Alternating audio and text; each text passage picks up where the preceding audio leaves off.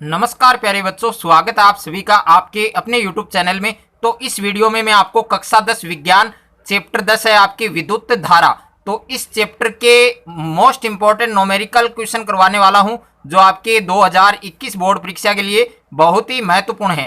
तो महत्वपूर्ण न्यूमेरिकल प्रश्न जो आपकी 2021 बोर्ड परीक्षा में पूछे जाएंगे, तो वो न्यूमेरिकल प्रश्न आज की इस वीडियो में मैं आपको कराने वाला हूं। तो वीडियो को कहीं पर भी आपको स्किप नहीं करना है, वीडियो को पूरा देखना है। और जो चीज़ें आपको न्यूमेरिकल प्रश्न करवाने से पहले मैं आपको कुछ चीज़ें दिखाना चाहता हूं, जो चीज़ें आपको क्या करनी है, याद करनी है, यानी उन चीज़ों को आपको याद करना है। लेकिन जो न्यूमेरिकल प्रश्न मैं आपको करवाने वाला हूं, उन प्रश्नों को आपको याद नहीं करना है, आपको उनको समझना है कि मैं उनको किस तरीके से हल करता हूं, ताकि आपको भी बोर्ड परीक्षा में उसी प्रकार से आपको हल करना है। तो सबसे पहले आपको विद्युत धारा को हम किससे दर्शाते हैं? आई से दर्शाते हैं। यानी विद्युत धारा है उसको हम किससे दर्शाते हैं? आई से दर्शाते हैं। और आई बराबर क्या होता है? Q अपॉन टी होता है। यानी ये फार्मूला आपको याद करना है। विद्युत धारा का फार्मूला यानी सूत्र होता है आई बराबर Q बटे टी, जहां पर Q का मतलब क्या है? आवेश, और टी का मतलब क्या है? समय। ओके। और जो विद्युत धारा, अगर कोई भी हमारे पास न्यूमेरिकल प्रश्न है जिसमें हमसे क्या पूछ रहा है? विद्युत धारा पूछ रहा है, तो विद्युत धारा जो आंसर आएगा वो किस में आएगा? एम्पियर में आएगा। ओके, एम्पियर में उसका आंसर आएगा। यानी विद्युत धारा का कोई भी प्रश्न है उसमें विद्युत धारा हमसे पूछी है तो उसका आंसर एम्पियर में आएगा। उसके बाद में सेकंड नंबर पर है आपके प्रतिरोध। तो प्रतिरोध को किससे दर्शाते हैं? आर से दर्शाते हैं। और आर बराबर सूत्र क्या होता है? वी अपॉन आई, जहां पर वी का मतलब क्या है? आपके विभवांतर है, और आई का मतलब आपके क्या है? धारा। ये आपको याद करना है। और जो प्रतिरोध पूछे, अगर किसी न्यूमेरिकल प्रश्न में हमसे प्रतिरोध पूछ रहा है, तो प्रतिरोध पूछ रहा है तो उसका आंसर किस में आएगा? ओम में आएगा। और ये ओम का क्या है? चिन्ह है। ओके, ये भी आपको याद करना है। उसके बाद में 3 नंबर पर है आपके उष्मा। उष्मा को हम किससे दर्शाते हैं? एच, यानी इसको इंग्लिश में बोलते हैं HEAT।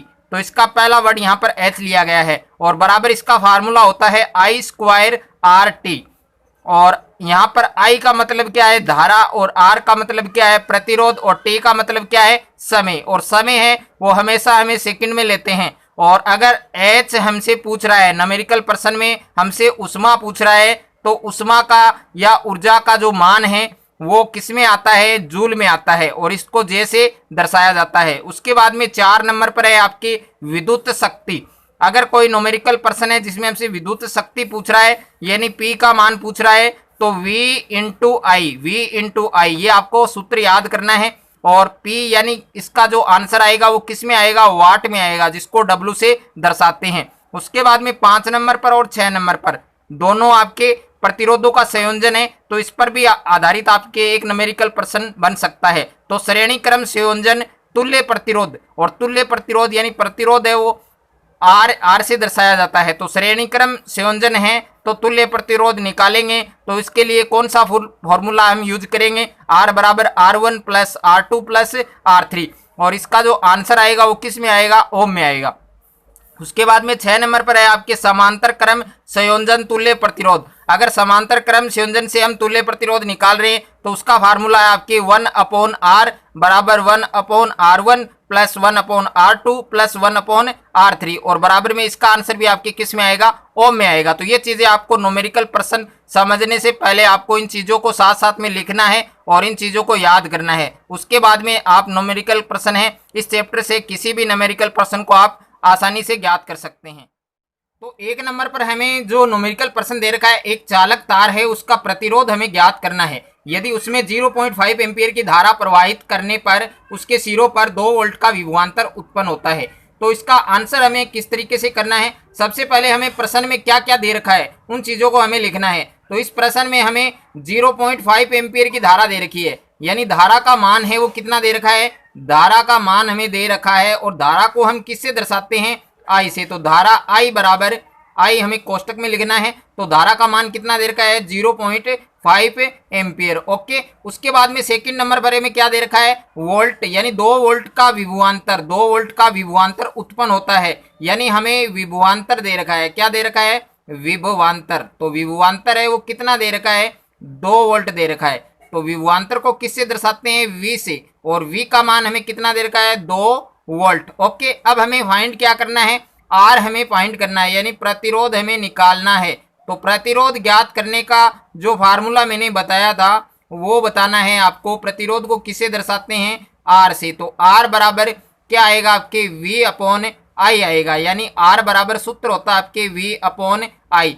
तो हमें लिखना है आर बराबर वी का मान हमारे पास कितना है, 2 वोल्ट है, और अपॉन में आई का मान हमारे पास कितना है, यानी धारा कितनी एम्पियर है, 0.5। अब इसकी कैलकुलेशन हमें करनी है, तो एक अंक छोड़कर पॉइंट है, तो हम इस पॉइंट को हटाने के लिए किससे मल्टीप्लाई करेंगे, 10 से। अगर पॉइंट के बाद 2 डिजिट हैं तो यहाँ 100 से गुणा होंगे, और यदि पॉइंट के बाद 3 डिजिट है तो यहाँ कितने से गुणा होंगे, 100 से गुणा होंगे। यानी जितने पॉइंट के बाद में डिजिट है एक के आगे उतने ही जीरो लगाने हैं। तो यहाँ से हम 10 से गुणा करेंगे, तो यहाँ पर भी हम कितने से गुणा करेंगे, 10 से। बराबर संख्या से हमें गुणा करना है। अब 2 को 10 से गुणा करेंगे तो कितना आएगा, 20 आएगा, और यहाँ पर गुणा करेंगे 0.5 को 10 से गुणा करेंगे तो इस संख्या का क्या हट जाएगा, पॉइंट हट जाएगा। अब 5 का भाग 20 में कितनी बार जाएगा, आपके आर बराबर 4 बार जाएगा, तो 4 आपका आंसर आ जाएगा। लेकिन 4 के आगे हमें इसकी जो यूनिट है वो भी हमें लगानी पड़ेगी। तो जो हमें प्रतिरोध पूछा है, प्रतिरोध की यूनिट क्या होती है, प्रतिरोध का मात्रक क्या होता है, ओम होता है। तो आंसर है वो किस में आएगा, आपके ओम में आएगा। तो यानी यहाँ पर जो प्रतिरोध हमें पूछा है वो हमारे पास कितना आ जाएगा, 4 ओम। ये इसका करेक्ट आंसर होगा। मैं उम्मीद करता हूँ ये प्रश्न आपको अच्छे से समझ में आ गया होगा। अब नेक्स्ट जो प्रश्न है उनको हम देखते हैं। सेकंड क्वेश्चन हमें दे रखा है, किसी विद्युत बल्ब को 220 वोल्ट के स्रोत से जोड़ने पर उसमें प्रवाहित धारा 0.5 एम्पियर है, तो बल्ब की शक्ति ज्ञात कीजिए। यानी बल्ब की शक्ति हमें ज्ञात करनी है। सबसे पहले हमें आंसर से पहले हमें क्या लिखना है, उन चीज़ों को लिखना है जो प्रश्न में हमें दे रखी है। ओके, तो सबसे पहले हमें 220 वोल्ट दे रखा है, यानी वोल्ट, यानी यहाँ पर हमें क्या दे रखा है, विभवांतर दे रखा है। विभवांतर कितना दे रखा है, और विभवांतर को किससे हम नोट करते हैं, किससे दर्शाते हैं, V से। तो V का मान हमारे पास कितना है, 220 वोल्ट। ओके, उसके बाद में हमें प्रवाहित धारा दे रखी है। धारा कितनी दे रखी है, 0.5 एम्पियर। जो चीज़ें एम्पियर में होगी वो धारा होगी। तो यहाँ पर विद्युत धारा जो हमें है, धारा को किससे दर्शाते हैं, I से, और I का मान कितना दे रखा है, 0.5 एम्पियर। अब हमें ज्ञात क्या करना है, शक्ति हमें ज्ञात करनी है। तो शक्ति को किससे दर्शाते हैं, P से दर्शाते हैं। और शक्ति ज्ञात करने का जो फार्मूला मैंने आपको बताया है वो क्या होता है, P बराबर V इंटू आई। P बराबर V इंटू आई। तो हमें लिखना है P बराबर V का मान कितना है, यानी विभवांतर कितना है, 220, और इनके बीच में निशान किसका लगेगा, गुणा का, और I का मान कितना है, 0.5। अब इन दोनों नंबर को हम गुणा करेंगे, तो 220 को 0.5 से जब गुणा करते हैं तो कितना आता है, 110 आता है। और जो शक्ति है, अब हमें शक्ति पूछी है, तो शक्ति की जो यूनिट होती है, शक्ति का मात्रक होता है, वो क्या होता है, वाट होता है। यानी जो आंसर आएगा वो आपकी कितना आएगा, P बराबर 110 वाट। तो मैं उम्मीद करता हूँ सेकंड पर्सन भी आपको अच्छे से समझ में आ गया होगा। अगर आपको साथ साथ में समझ में आ रहा है तो आप कमेंट कर सकते हैं और हमें बता सकते हैं। अगर किसी बच्चे को कोई डाउट है तो वो भी मैं कमेंट करके जरूर बताएं। 3 नंबर पर प्रश्न हमें दे रखा है, 100 वोल्ट के संचायक सेल से 50 ओम की नाइक्रोम की प्रतिरोध कुंडली को जोड़कर 1 घंटे तक धारा प्रवाहित की जाती है, तो कुंडली में उत्पन्न ऊष्मा का मान ज्ञात कीजिए। तो सबसे पहले हम क्या करेंगे, हम उन चीज़ों को लिखेंगे जो चीज़ें हमें क्वेश्चन में हमें दे रखी हैं, प्रश्न में हमें दे रखी हैं। तो 100 वोल्ट दे रखा है, यानी वोल्ट। वोल्ट का मतलब यहाँ पर क्या है, विभवांतर है। तो विभवांतर है, उसको किससे दर्शाते हैं, आप सभी को कमेंट करके बताना है। विभवांतर को किससे दर्शाते हैं, V से। तो V का मान हमारे पास दे रखा है 100 वोल्ट। ओके, उसके बाद में हमें 50 ओम दे रखा है। यहाँ पर ओम का मतलब क्या है, यहाँ पर प्रतिरोध हमें दे रखा है। तो प्रतिरोध को हम किससे दर्शाते हैं, जिन बच्चों को याद है वो कमेंट करके जरूर बताएं। प्रतिरोध को हम किससे दर्शाते हैं, R से। ओके, और ये हमें कितना दे रखा है, 50 ओम दे रखा है, 50 ओम दे रखा है। और नाइक्रोम की प्रतिरोध कुंडली को जोड़कर 1 घंटे तक, यानी यहाँ पर जो समय दे रखा है, समय कितना दे रखा है, समय को किससे दर्शाते हैं, T से दर्शाते हैं। समय को किससे दर्शाते हैं, T से।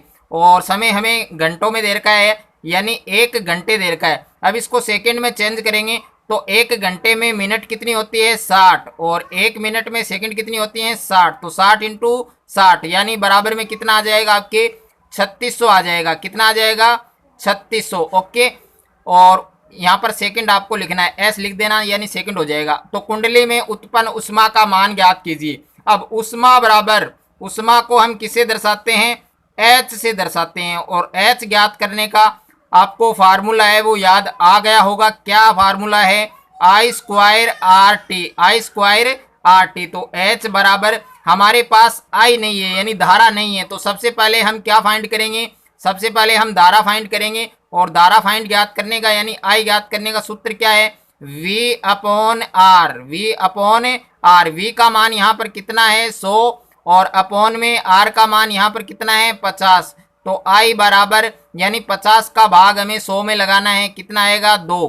तो धारा हमारे पास कितनी आ गई 2 एम्पियर।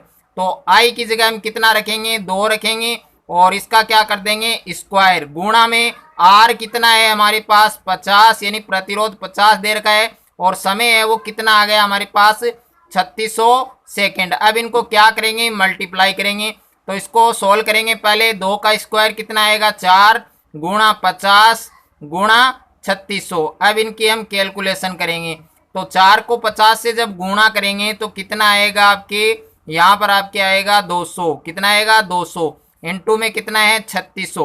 अब आप आसानी से इसकी कैलकुलेशन कर सकते हैं।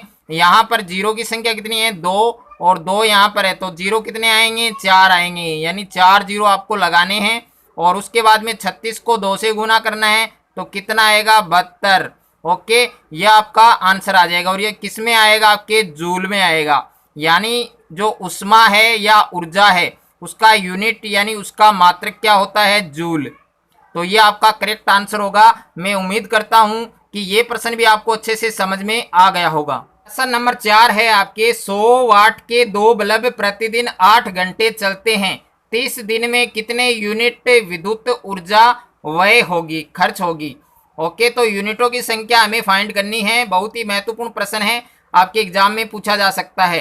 तो आपको क्या करना है, सबसे पहले आपको पूछा है यूनिटों की संख्या, यूनिटों की संख्या, या आप KWH की संख्या भी लिख सकते हैं। यहाँ पर KWH का मतलब क्या होता है यूनिट। ओके, तो यूनिटों की संख्या बराबर, अब हमें इस प्रकार का अगर कोई प्रश्न आए जिसमें हमें यूनिटों की संख्या पूछे, तो जितने भी नंबर दे रखे हैं सबको क्या करना है गुना करना है। यानी 100 वाट का एक बल्ब है, लेकिन यहाँ पर बल्बों की संख्या कितनी है 2, तो एक 100 वाट का एक बल्ब है, तो 2 कितने होंगे 200 के होंगे। और कितने घंटे चलते हैं 8 घंटे प्रतिदिन चलते हैं, और कितने दिन के लिए निकालना है हमें बिजली बिल बनाना है 30 दिन के लिए। ओके, और कुछ नहीं, इसमें कोई नंबर नहीं बचा है, सबको क्या करना है गुणा करना है, और यहाँ नीचे कितना बिठाना है हमें 1000 बिठाना है। या आपको ध्यान रखना है जितने भी प्रश्न में नंबर दे रखे हैं सभी को गुणा करना है, और नीचे 1000 से क्या करना है उसको डिवाइड करना है। तो 2 जीरो से यहाँ 2 जीरो कैंसिल, और इस जीरो से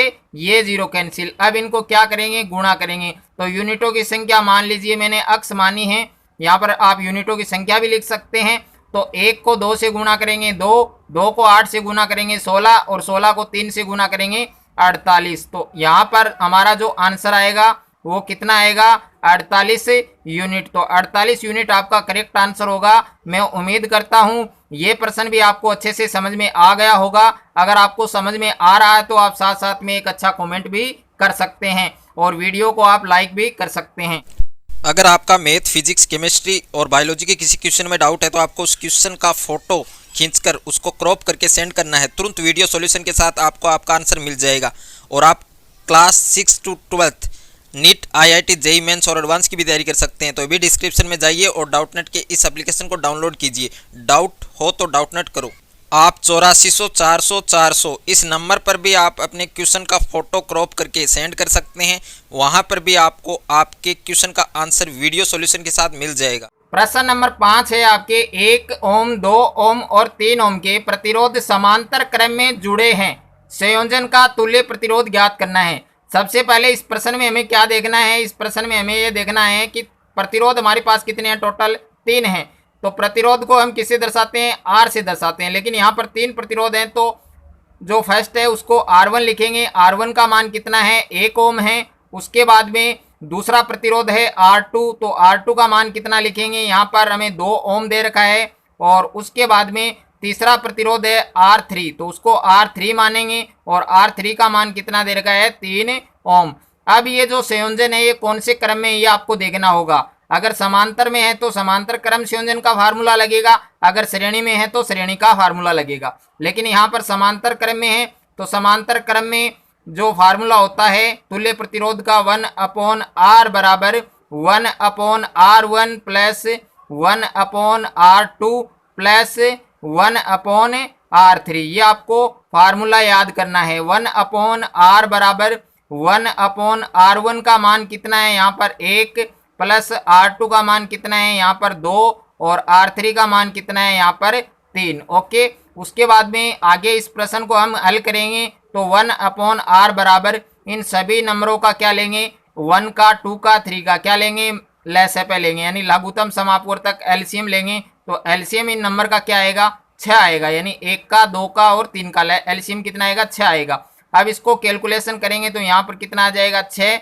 और यहाँ पर कितने आएंगे आपके 3, और यहाँ पर कितने आएंगे, 2 आएंगे। अब इन सभी नंबर को हम जोड़ेंगे तो 1/R बराबर 6 3 कितने हो गए आपके 9, और 9 में 2 जोड़ेंगे तो कितने आएंगे 11, और अपॉन में कितने हैं 6। अब इन नंबर को क्या करेंगे, क्रॉस मल्टीप्लाई करेंगे, तो 11 को R से गुणा करेंगे तो क्या आएगा, 11R आ जाएगा, और इस 6 को 1 से गुणा करेंगे तो क्या आ जाएगा, 6, और R बराबर आपका आंसर आ जाएगा 6/11 ओम। यानी जो प्रतिरोध है वो किस में आता है, ओम में आता है। यहाँ पर प्रतिरोध की जो यूनिट होती है वो क्या होती है, आपके ओम होती है।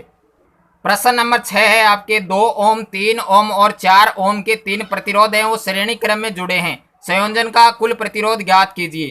तो आंसर में हम सबसे पहले क्या लिखेंगे, हमारे पास 3 प्रतिरोध हैं, एक R1 है जिसका मान कितना दे रखा है, 2 ओम, और एक हमारे पास क्या है, R2 है जिसका मान हमारे पास कितना दे रखा है, 3 ओम दे रखा है, और तीसरा प्रतिरोध R3 है जिसका मान कितना दे रखा है, 4 ओम। अब ये कौन से क्रम में जुड़े हुए हैं, श्रेणी क्रम में। तो श्रेणी क्रम में संयोजन है उसका फार्मूला क्या होता है, तुल्य प्रतिरोध का R1 plus R2 plus R3। ये एकदम इजी फार्मूला है, आप याद कर सकते हैं इसको। R बराबर R1 का मान कितना है हमारे पास 2 ओम, प्लस R2 का मान कितना है 3 ओम, और R3 का मान कितना है 4 ओम। तो R बराबर कितना आ जाएगा, 2 ओम में 3 ओम जोड़ेंगे 5 ओम, 5 ओम में 4 ओम जोड़ेंगे तो कितने आएंगे, 9 ओम। यहाँ पर कुल प्रतिरोध श्रेणी क्रम द्वारा कितना आ गया, 9 ओम। तो 9 ओम आपका क्या है, करेक्ट आंसर है। और एक बात और भी मैं आपको इसमें बता देता हूँ कि अगर आपको अधिकतम प्रतिरोध पूछता है, संयोजन का अधिकतम प्रतिरोध पूछता है, तो आप किसका फार्मूला लगाएंगे, श्रेणी क्रम संयोजन का फार्मूला आपको लगाना है। अगर आपसे न्यूनतम प्रतिरोध पूछ रहा है तो न्यूनतम प्रतिरोध किस में आता है, आपके समांतर क्रम में। ये चीज भी आपको ध्यान रखनी है, कभी कभी इस प्रकार का भी प्रश्न आ सकता है आपके एग्जाम में। अगर आपको मेरा ये वीडियो अच्छा लगे तो वीडियो को लाइक करें, दोस्तों के साथ शेयर करें, और चैनल पर नए हैं तो चैनल को सब्सक्राइब कर लीजिए और साथ में बेल आइकन को प्रेस कर लीजिए।